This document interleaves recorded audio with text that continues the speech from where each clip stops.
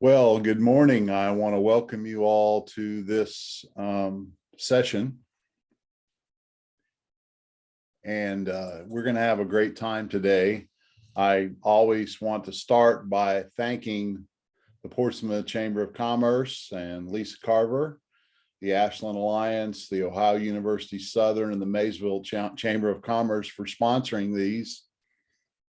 And what they're doing in that sponsorship is they're just really getting the information out and sharing this so that people can join us. I've been doing this now for almost 2 years and used to do a lot of face-to-face stuff at the chambers as a give back to the communities that I work in. And I appreciate the Chamber of Commerce and the work that they do to promote the event.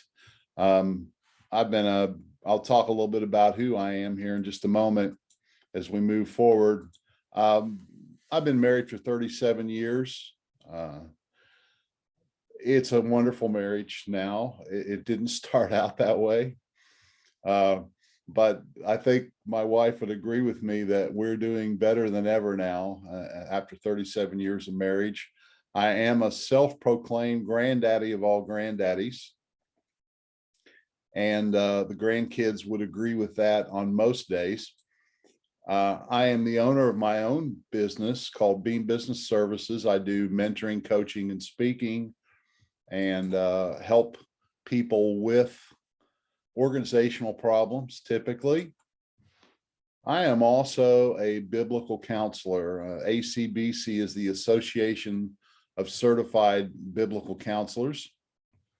And I've been certified in that organization for about 20 years. And also provide some training there. In fact, we have some great training coming up here starting in January. And if you'd like some more information on that, please email me. And the thing that kind of brings this all together is I just have a passion to help people like you. And I also have a Tyrus 5 keyboard. I'll add that as a footnote. When I sometimes get a little stressed or want a little bit of a relief, I go down and play my Tyrus 5 keyboard. I love music. So with that introduction, we're going to talk about dealing with difficult people. And I always start with these rules of the game. And I think, as always, today, these are as critical as they will ever be for this topic. So you're going to make some choices this morning as you go through this hour with me. And if you make these choices right now and you make these commitments, I'll guarantee you the hour will be much better for you. The first one is I want you to choose to be an owner. That's kind of an interesting word. I strongly believe in something called the owner-victim distinction. All of us are both.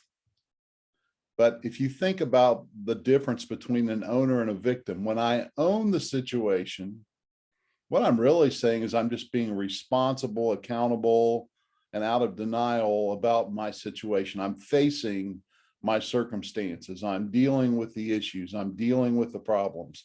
I'm stepping up to the plate.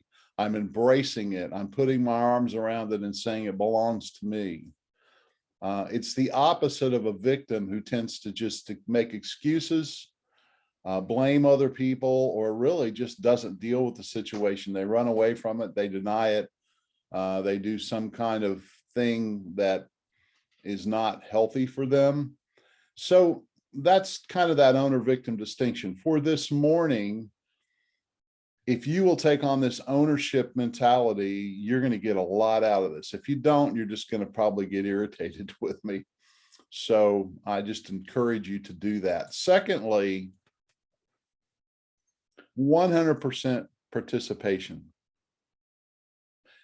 That means being very present for the next hour. It means fully engaging with this. It means probably for some taking some notes. If it helps you to write things down just to stay focused, I suggest you do that. It's not trying to multitask. It's not trying to have another conversation. It's not trying to do something on your phone. In fact, if you have a phone right now, I just suggest you silence that, put it away, and not look at it if you want to get the most out of today. And the next thing here, the next rule of the game that we have is to drop the I know. This one's going to be difficult today. I'm going to tell you that this is going to be quite challenging. All of us come in with our predisposed ways of thinking, the ideas that we have, the beliefs that we carry. And I ask people for this rule of the game to take everything you know about how to deal with difficult people and just set it aside. I'm not asking you to throw it away. I'm not asking you to give up your values. I'm asking you to say, I'm going to come into this open-minded with an empty glass. I'm going to come in willing to be filled. If your glass is already full, you're not going to have any room for anything else. And frankly, if you have the mindset that you already kind of know this stuff and you know all about it, you won't get very much out of this. So drop the I know and just find this interesting. Curiosity is your friend today. And finally, let's have some fun. When we're talking about difficult people, we can either cry or smile. I would rather smile. We live in a world of difficult people. In fact, if we're honest, we are one to other people at times. And so let me give you a quick rundown of the rules and then give you a moment to hopefully agree with these in your mind and commit to them. Here are your 4 rules today. You're going to own it. You're going to participate 100%. You're going to drop what you think you know and just become curious, and you're going to have some fun.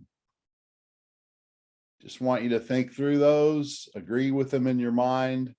And if you've got that mindset and that thought process going on, we're ready to go. So here goes. When I say difficult person, who comes to your mind? What type of person comes to your mind? I think if we're going to talk about dealing with difficult people, we need to get really clear and really specific in our minds. Perhaps it's a tedious person. Maybe it's your in-laws.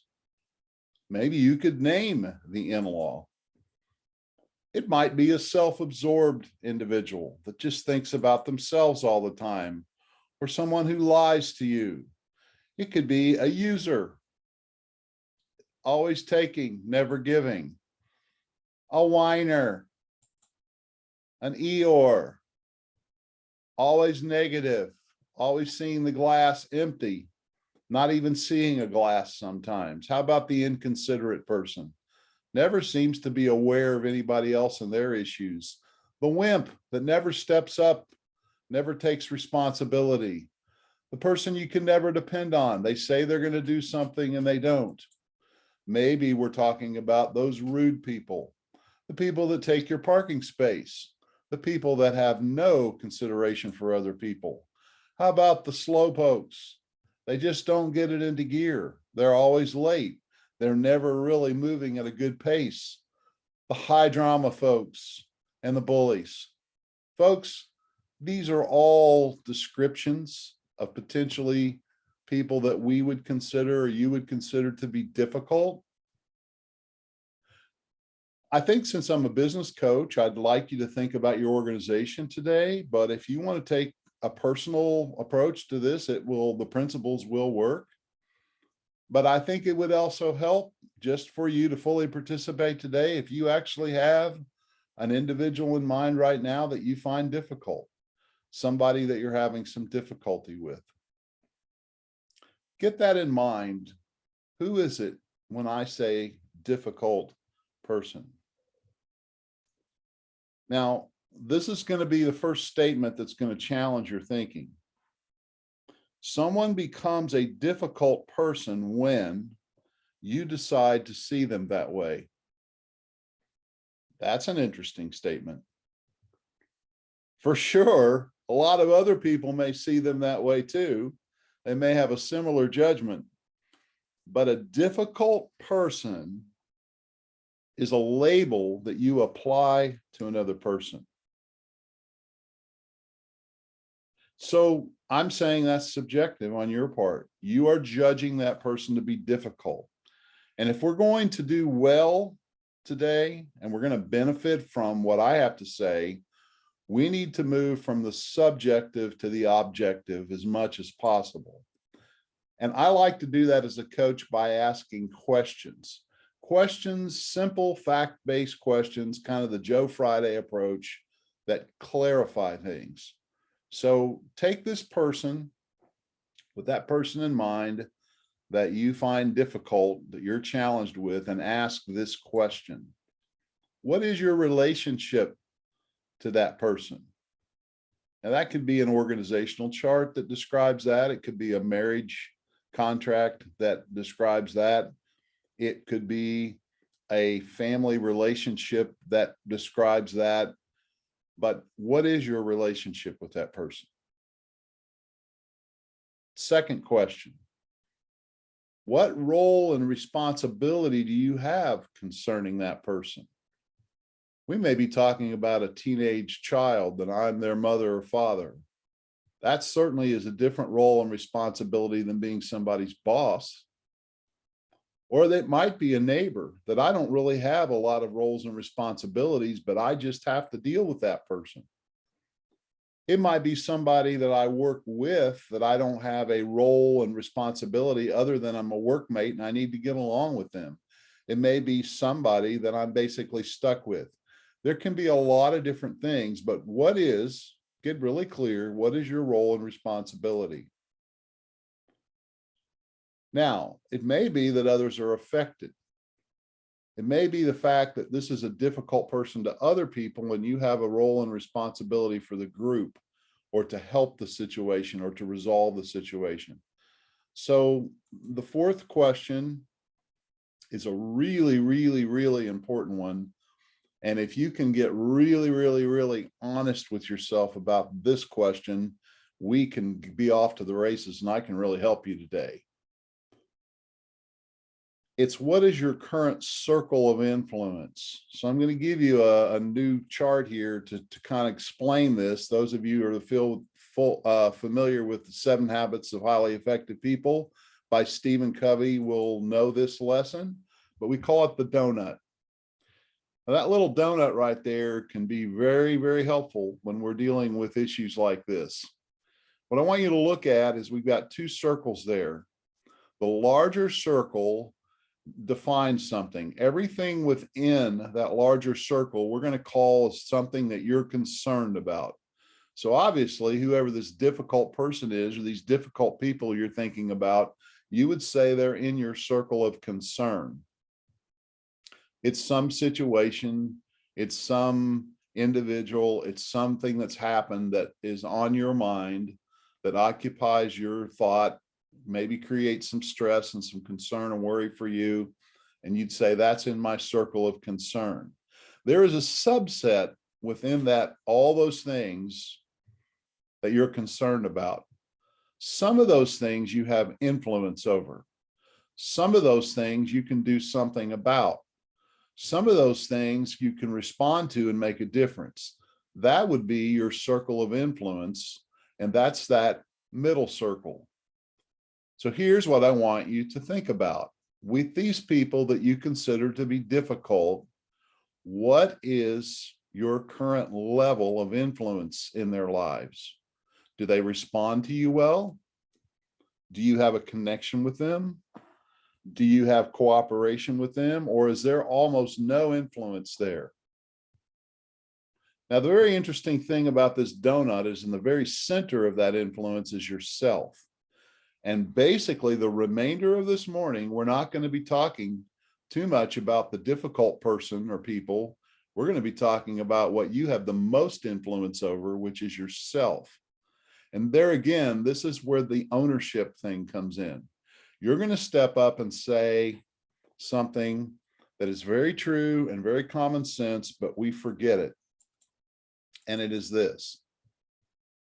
Let's talk about our ability to change other people. I implore you to accept the fact that you cannot do it, that you cannot change other people. I want you to think about that for a minute. This other difficult person, you can't change them. I understand that in a certain roles, you may have a degree of responsibility for some of their actions, their words, and behavior. You need to be clear on what that responsibility is concerning that person and how, if they don't change, you do have an obligation and a responsibility. Your current circumstances may require you to interact and to deal with this person that's difficult, but you cannot change them. You may carry responsibilities, legal responsibilities, social responsibilities, institutional responsibilities for other people's behavior and their attitude. Or you might take this on, this concern, because you care about this person, or you care about somebody who cares about them. I married my wife, I think I mentioned it earlier, 37 years ago. We have a wonderful marriage. She had 2 children she brought into the marriage from a previous marriage. I didn't do well with those young children. I was 28 years old, was self-centered. And the fact is, I had responsibilities to those children as their stepfather. I had a responsibility to my wife, and I especially had to deal with these 2 little difficult people because they were my wife's children. So I cared about her, so I needed to care about them. And I learned to care about them and love them. And that was very difficult for me because I was such a self-centered jerk, frankly. And I had to grow up and I had to learn that, I need to be a better person. So what am I saying here? We have to change the goal this morning. Our goal is not to change the other person because you can't. Maybe you come into a seminar or a thought process like this and you're saying, well, he's going to show me how to change other people. No, I'm not. I'm going to show you how to increase your influence, perhaps, but not how to change them. Because if they're going to change, it's ultimately going to be because they choose to change. You may really want them to change, but if you just coerce them or intimidate them or even threaten them, you're not going to get any positive change and any sustainable change. So I'm strongly suggesting that at this moment in our time together, that you give up trying to change other people. You are resigning from that role and that mission. I'm going to take you to another level with this. It's even a little more difficult, but you're on this. I believe you're coachable. Let's go and let's have some fun. I want you to consider those 2 words, serving other people versus pleasing them. Now, the way I'm using these words this morning, to please another individual, is to just try to make them happy, to bring them pleasure. And I'm saying that is not such a good goal. It's akin to trying to change them. We're trying to change the way they feel. And we feel we're successful when we please them, when we make them happy. And I'm telling you this morning, folks, it's very liberating. You can't make other people happy. Happiness is an inside job. Other people can't make you happy. They can't make you sad. They can't make you angry. You own those emotions. You think a certain way and you feel a certain way. They think a certain way and they feel a certain way. They think they own their thoughts. They may not feel like they own their thoughts. You may not feel like you own yours. So what is the alternative to trying to please other people and change them? I'm going to suggest it's to serve them. I'm suggesting that you quit trying to please other people and instead you use an effort, that same effort, to change yourself to serve others, regardless of how they respond. Serving is an act of kindness. It's doing what's in their best interest. It's not necessarily something they might immediately appreciate or enjoy. Sometimes when we serve our children, when we're rearing them, they don't really appreciate the service they're getting, but it is in their best interest. Now, I hope you're with me. And if you are, there might be something that's really starting to bother you and bug you right now at this point. You may be having some difficulty justifying giving attention and effort and respect to undeserving, unappreciative, difficult people. As a fellow human being, I understand that struggle, but I'm going to encourage you to just take those emotions and thoughts in hand and set them aside for a moment and stay curious, stay objective with me. I'm going to take you to a place now where this is the real game changer in this whole point. And coaches do this with questions. This is the game changer question. To effectively deal with difficult people, the number one question to ask is, who do I want to be? How do I want to act? How do I want to think? How do I want to respond in this situation? And how do I want to even feel about it? Such an interesting question. And my friend, all those things are under your control and responsibility. How you're going to be, act, think, feel, and respond. How we work on that. This brings some hope into the situation because you can change yourself. You're in the center of influence, and you can be that person that you want to be in your words that you use, in your reactions, your attitude, your thoughts, and even how you feel. How others respond to you is now, get this, none of your business, because that's their choice, not your choice. It's critical to get clear on your responsibilities based on your role. Now, please don't misunderstand me. Other people's responses and actions and words, at time we have some responsibility for those, and we can't change them. So we're going to talk practically in a moment about how to do that and how to work on that. But I want to get back to this fundamental game-changing question. Who do I want to be? The question is, who do I want to be? It strikes at the core of my identity, my being, my values, and my integrity. I like to use the tree because you have an apple tree, you have root and you have fruit. You need an apple tree with apple roots to have apples. And this question of who you want to be probably starts with saying, well, I want to change the way I act in these situations. I don't really always like the way I'm acting, Dave. And I would like to make better decisions when dealing with difficult people. And certainly my attitude could use some help, as well as my words. And all those, my friends, in this little model are fruit. They're the things that people see. When we ask the question, who do I want to be? We're asking, do I want to be an apple tree? I want to display apples. We have to ask this question. This is your objective questions. What's my identity? How do I identify myself? What are my values? What's important to me? And what beliefs do I carry? The beliefs, values, and identity that I have are what drive my attitudes, actions, decisions, and words. If I really want to change the fruit, I need to change the root. And folks, we're going there right now.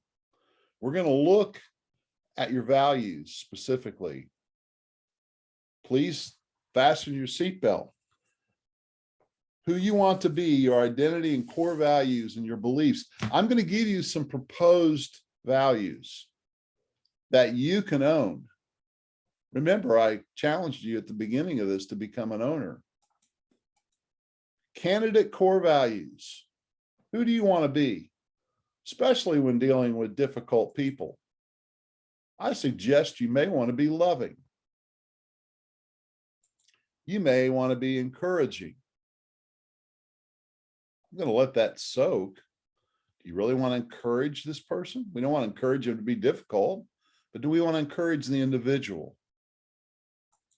Do we want to be accepting of that person? They're a little difficult to accept in the way they're acting. We're not talking about accepting bad behavior. We're talking about the individual, the person. Do we want to be forgiving of that person? And do we want to be understanding? somebody shared this little mnemonic with me several years ago. It was very helpful. Leaf U. How about we enroll in Leaf U today and say, who do I want to be? I want to be a loving person, an encouraging person, an accepting person, a forgiving person, an understanding person. Isn't that interesting? Even in the face of dealing with very difficult people, I still want to be this. I want to be respectful. I want to be kind. I want to be self-controlled. I want to be fearless. You know, some people are intimidated and they're people pleasers and they don't deal with difficult people. They run from them. I want to be transparent. I don't want to just lather it up and just tell them things, just lie to them and not be honest and clear. Who do you want to be is the key question. If you get this question clear, you're well on your way to handling difficult people in a much better way. But it's root that causes fruit. You know, I know people. I've been working with them for many years, and at this point, there's some more resistance arising from a place called your ego. I'm going to tell you right now that if you're with me, your ego is not your friend. How do I know this is ego? Well, here's what your ego is saying right now.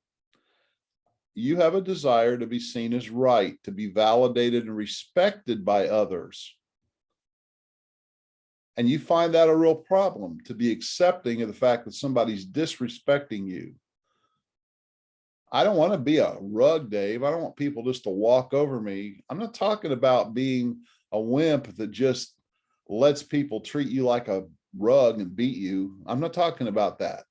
I'm talking about an internal being and value system that says, in the face of very difficult, disrespectful, bad people that just don't treat other people and treat me well, I don't want to lose my love, my encouragement, my acceptance, my forgiveness, my understanding, my respect, my kindness, my self-control, my fearlessness, and my transparency. I want those things to be core. And so this brings us to another great coaching question. Oh my goodness, this question is going to rock your world. It's going to really challenge your thinking, but it's so liberating. So I really want you to take some time with this question. The question is this: who would you be if you didn't need, require, or expect the following? Who would you be if you didn't need, require, and expect respect from other people? If you didn't need to be validated by other people, if you didn't need, keyword, need, require, or expect approval from other people,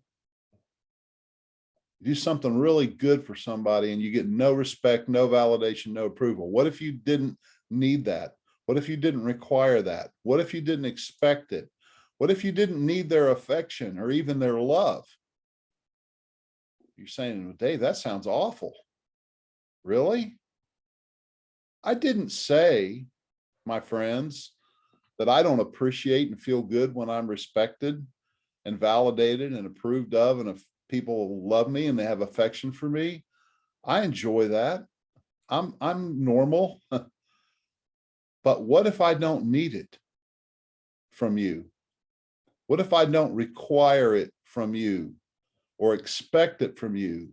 What if I unconditionally choose to love you, to be kind to you, to respect you, and to be that kind of person consistently? In other words, here's another way to ask the question. Who would you be if you had no buttons to push? I was coaching this lady once, and she was kind of buying into this, and then she'd have some battles in her head like you do. And she looked at me and she said, Dave, she was a very animated lady. She said, Dave, I really like this coaching and you're really helping me out with some of these difficult people. But Dave, I have buttons. And sometimes people push my buttons, and when they push my buttons, I just act the ways I don't want to act. And I go off and, Dave, what do I do when people push my buttons? And I just looked at her, and it was one of those defining moments. And I said, what if you didn't have any buttons to push? Folks, I'm asking you a question here, especially when you're around difficult people. What if you took the buttons away? What if you said, I'm going to have these values in my heart and in my life, and I'm going to be this kind of person, and other people aren't going to push my buttons and change those things. I'm going to have integrity. I'm going to own my values and my emotions. Who would you be if you had no buttons to push? Isn't that interesting? Here's another way to look at it. We're moving from subjective expectation to objective agreement. Now, I'm taking you to I'm getting more into the practical side now. Talked about the mindset. Now let's say we're going to make an attempt to help a difficult person in a situation become better. Again, we have to realize, just reviewing, we can't change them. We can only change ourselves. We can choose to be a certain kind of person, regardless of how they treat us and even how they treat others. It's not that we don't care or that we're not affected or that we don't emotionally react, but we own that. We own those emotions. We are self-controlled. And now we're going to go to work. Maybe it's an employee. Maybe it's somebody you supervise. Maybe it's somebody that's in your family, a child or a parent. Here's what we need to think in terms of how we can be a better person for that person. We want to help move the relationship from an expectation relationship to an agreement relationship. In other words, I want to get rid of my subjective expectations of that person and certainly understand and help them get rid of their expectations of me and move to a place of agreement. So let's talk about what that means. You can begin the process by seeking to really sincerely understand the other person. And again, this is going to require you to be a certain kind of person, especially around people that are difficult. But if you can choose to be that, you can work on that self-discipline, you can become that person. You can sincerely sit down and listen to that other person. I've got a ladder here that kind of demonstrates the process. I want you to take a look at this ladder. We want a result. You see the word agreement that's somewhat up the ladder. You see the word expectations that's kind of low on the ladder. The fact is, people start in a realm of myth and stories. This is the gossip train. This is the human tendency when we don't have communication and we're not on the same page to make stuff up. And everybody does it. And when you have 2 or 3 people that say the same thing about another person or a situation, then we know it's got to be right. And it never is. In the lack of communication, people make up stories. And in stories and myths, we have a very low level of communication. We're dealing in dreamland. We're dealing in things that are made up. We're dealing in half-truths and partial truths. So we've got to move up this ladder if we want to have the results that we want in an organization or in a family or in a relationship. So how do we move up this ladder? Well, we have to see and understand that expectations are right down there in the swamp with myths and stories. What I expect somebody to do, I expect somebody to show up at a meeting. I expect somebody to do their work. That's just a myth and story I carry in my mind. In their mind, they're carrying their own expectations. Well, they need to understand I've got family issues. I've got drama issues. And all this lack of communication, we both have our own story going on, which includes expectations. So how do you move up this ladder? You need to build a rapport. You need to slow it down. And as the leader in this situation that wants to deal effectively with difficult people, you want to build a rapport. How do you build a rapport? You take an interest in the other person. You're saying, I'm not interested in difficult people, Dave. I don't want to be around them. I'm challenging you to change that mentality today. Say, if you're going to be a leader, if you're going to be a difference maker, you need to set aside your ego and all your personal feelings of being disrespected and treated wrongly. And you need to set all that aside and choose to respect that person, care about that person, love that person, listen to that person, understand that person, build a rapport with that person so that you can move to the middle of that ladder to a place of understanding. And you get to go first in understanding them. Now, folks, I want you to get a sense here of what could happen, the possibility here. If you're sitting with one of these difficult people and you're not attacking them, but you're actually accepting them and listening to them and understanding them and really sincerely they're curious about their perception of things and how they see it, how are they going to feel? Most people are going to respond good to that. I'm not saying everybody will. And again, we can't control the response. But what I'm saying is, how often do you have people that really care about what you think and how you feel? And when you're around somebody like that, who really listens to you and interacts with you at that level, how does that affect you? Most people, it calms them down. Most people, they start to open up. Most people start to give back what they're getting. They start to give some respect back. They start to give some listening and understanding back. Not everybody's that emotionally intelligent, but I tell you, most folks give back what they're given. If you're angry with them, if you're irritated with them, if you're impatient with them, if you're upset with them, you know what we usually get back? Irritation, upset, anger, and difficulty. We get back what we give out. It's the law of sowing and reaping. It's the law of reciprocity. If you plant onion seeds, you get onions. And when you plant respect and listening and kindness and understanding, you often will get that back. And in this model, what I'm saying is, if we want to help difficult people, we start by breaking the cycle and listening and understanding and respecting, not because they deserve it, not because they're worthy of it. Neither are we. We're all imperfect people. We're not worthy of anything. We're not talking about being worthy. We're talking about being gracious. We're talking about choosing some values where we treat people differently. And folks, the beauty of this is when we get a mutual understanding, now we're in a place we can move to agreement. And when we get rid of those expectations and move to agreement, now we have a foundation for commitment, accountability, and results. I want you to remember this helpful phrase. This is one you might want to write down. When we expect, we disrespect.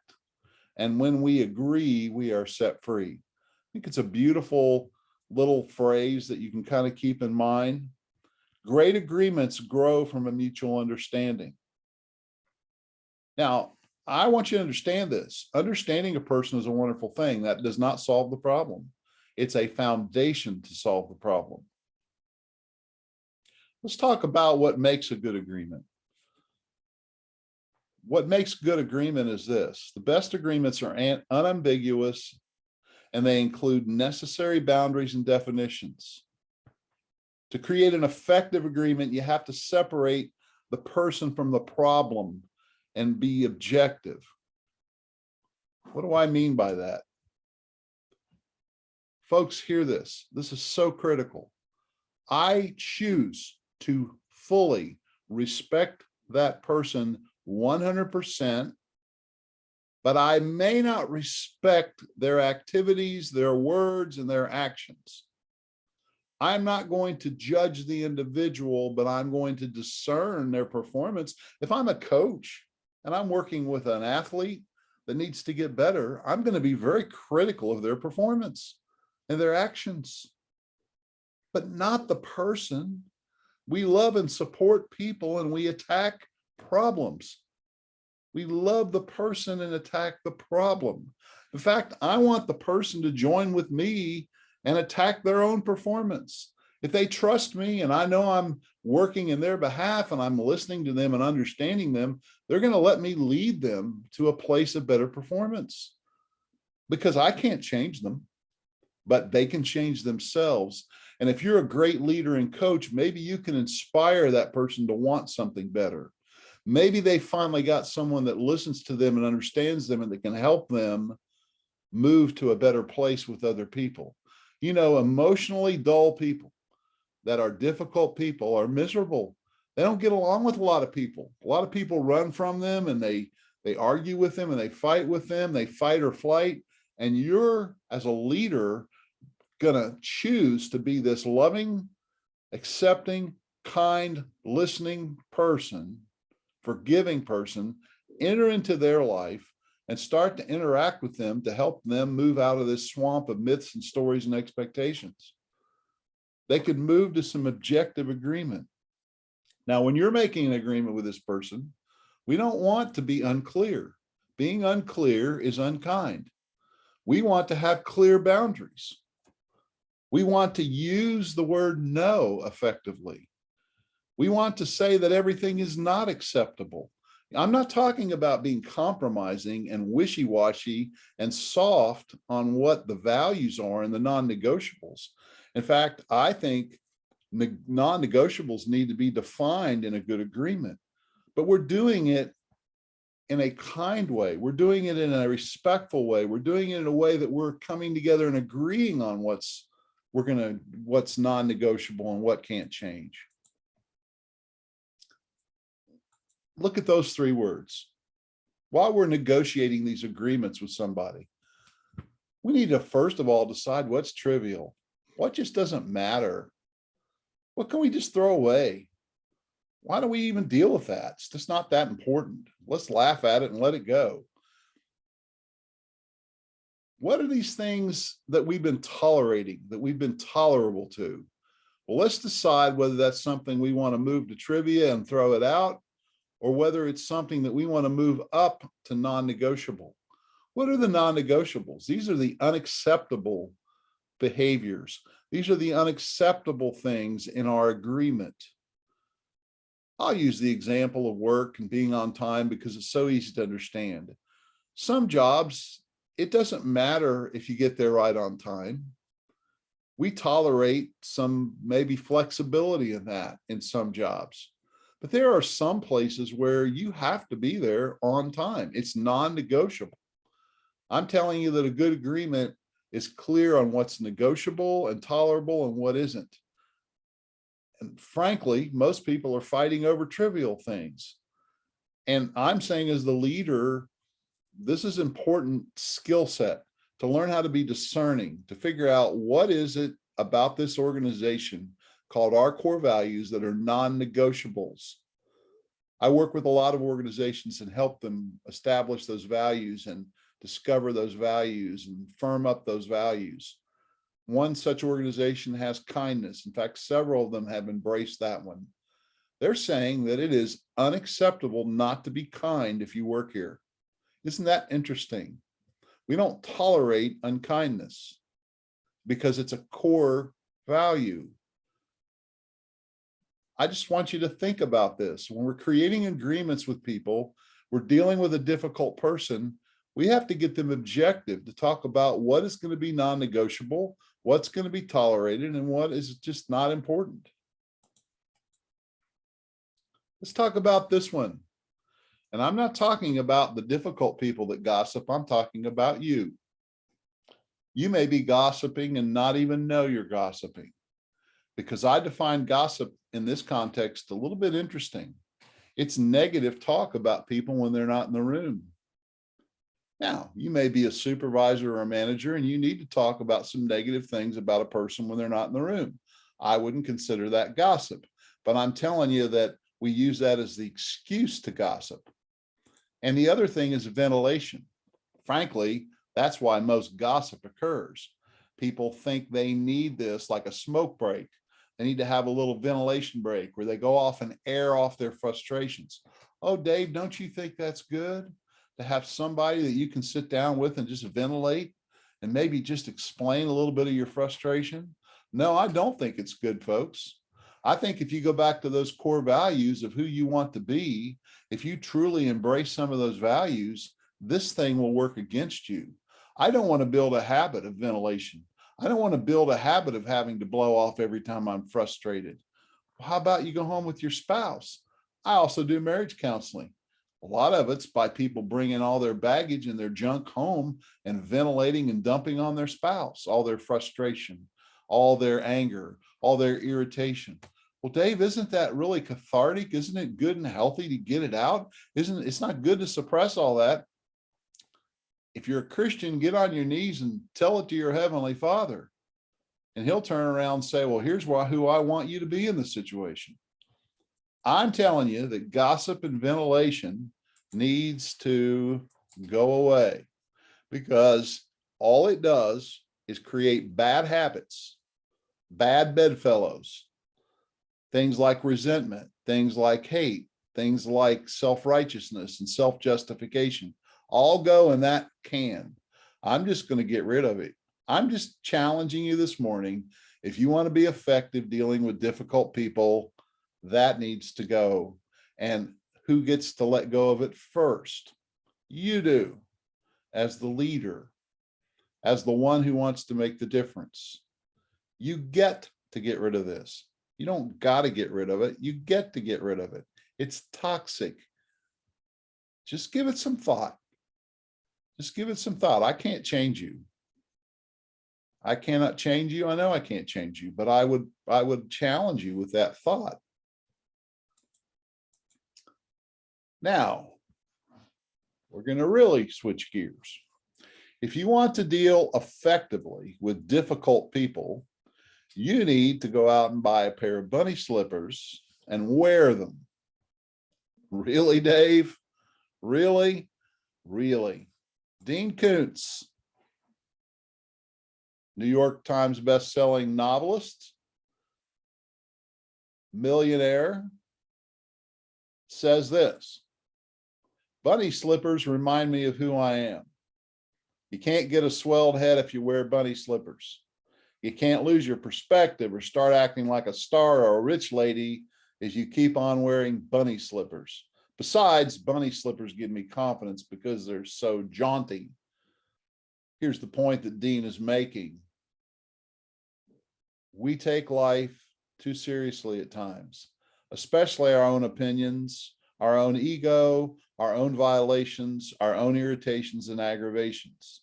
The next time you get irritated and aggravated at somebody, you need to go get that pair of bunny slippers and put it on and just get a good laugh going and just see how silly you're being. How much of the stuff, folks, that we get upset about with other people that are difficult is trivial? It doesn't matter.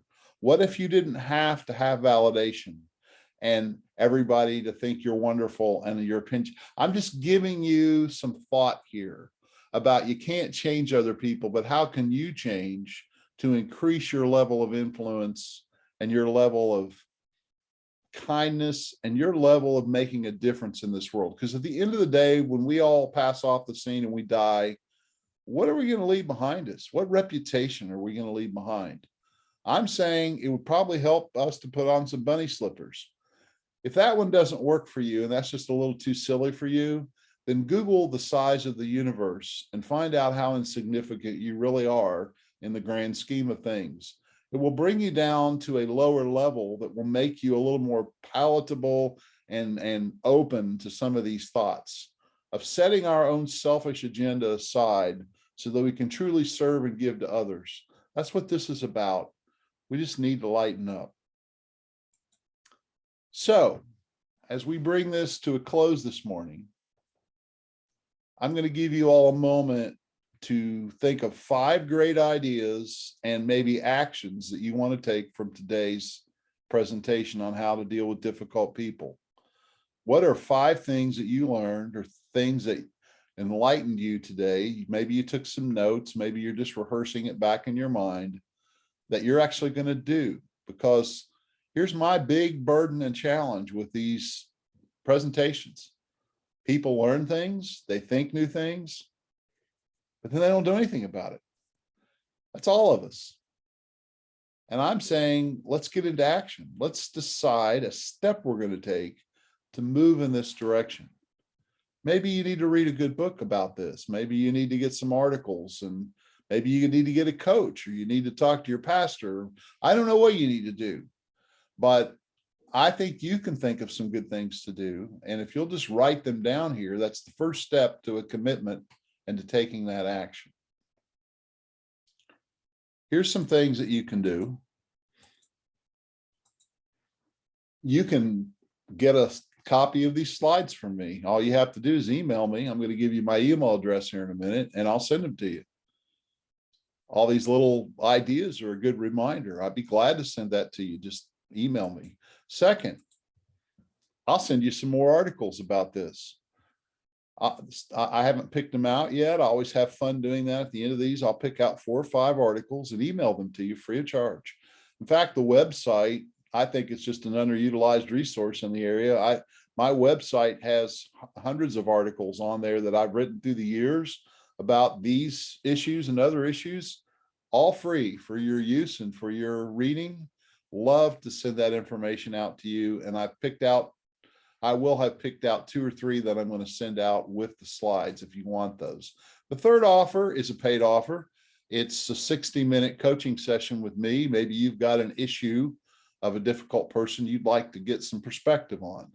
And if you'd like to set that up with me, I'm offering that at $49. That's very discounted.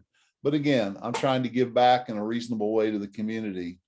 And you just contact me and say, I would like to have that session, and we will set it up on Zoom, and I'll spend an hour with you and ask you some good questions and help you work through things. This is my email address, Dave Beam at mentordavebeam.com.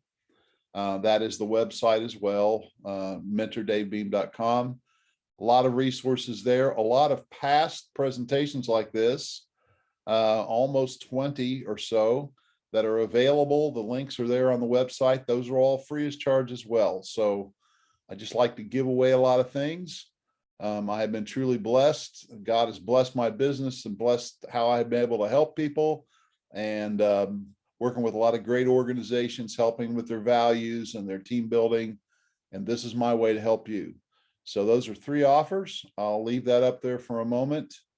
And I'm putting together my list for next year. I think we're going to continue this. We've had such a good response.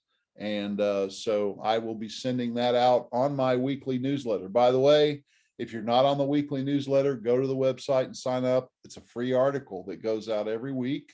And in there, we always tell you what events are coming up and when they're going to be and how you can sign up. So with that, like I say, nobody's ever complained about leaving a meeting like this early. So we're going to sign off. And I thank you all for your attention this morning.